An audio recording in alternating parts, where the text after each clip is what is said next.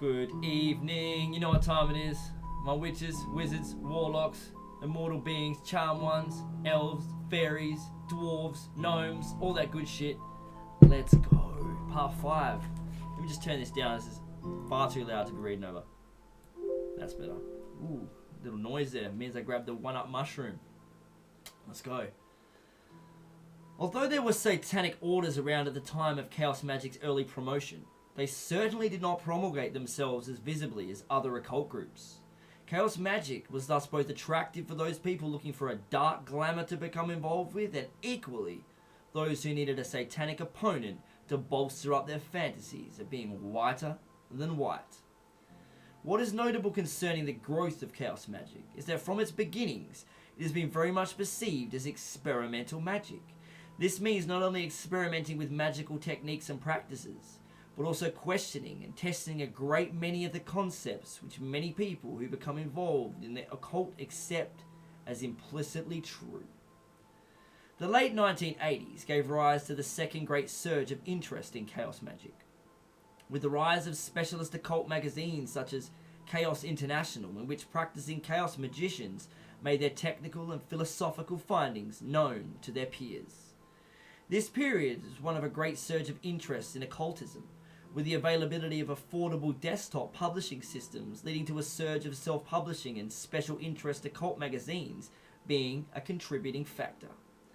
The diversification of esoteric studies into separate and almost mutually exclusive fields continued, and the late 80s also gave rise to the mushrooming of interest in shamanism of one type or another. An important but often overlooked element of growing occult movements is the availability of information in the public domain. If you go into any bookstore catering to occult interest, there is likely to be a wide range of titles catering to virtually any subject, from astrology to Zen. Chaos Magic has not, so far, reached such a high level of visibility. Instead, the ideas have spread by word of mouth through the information highways of internet and CompuServe, through limited edition books and specialist magazines. In a subculture where commercial trends tend to create the illusion of separate occult traditions and approaches, Chaos Magic texts represent the move towards diversity of approach and fluidity of movement between the color-coded zones of the occult belief market. The development of chaos science and chaos magic do go hand in hand, with uncanny or fortuitous synchronicities. For example, in 1987, the University of Leeds, England hosted an exhibition of the scientific possibilities of chaos. Later that year, Leeds was the venue of the first ever symposium of chaos magic, and around this period appeared to be a centre of chaos magic activity, with groups such as the aforementioned IoT, the Circle of Chaos, and Leeds Order of Neuromancers operating around the city. In a very magical way, chaos has become fashionable, the buzzword of the 90s. Fractal designs have crawled their way from computer screens onto t-shirts, rave posters, and postcards. The chaos science of nonlinear dynamics is now used in fields as diverse as economics to linguistics, and has been widely popularized through the character of Ian Malcolm in Spielberg's Jurassic Park. It is somehow appropriate that, just as the rise of personal computers assisted the paradigm breakthroughs which allow chaos science to emerge, so the practical application of chaos formula has led to improvements in computer development, from the use of fractals to model three-dimensional landscapes to fractal-based data compression formula. At a very basic level, chaos challenges the way in which we habitually experience the world. Now we're on to fractal logic. If anything, the fractal has become both the main motif of the emerging sciences, both a demonstration of its principles and at the same time an image of popular culture.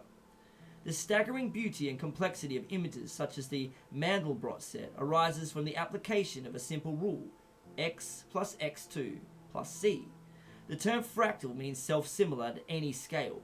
When you look into a fractal form, you see variations on the overall shape of the set. No matter how much you increase the scale, it seems that the deeper into the image you go, the more there is to see.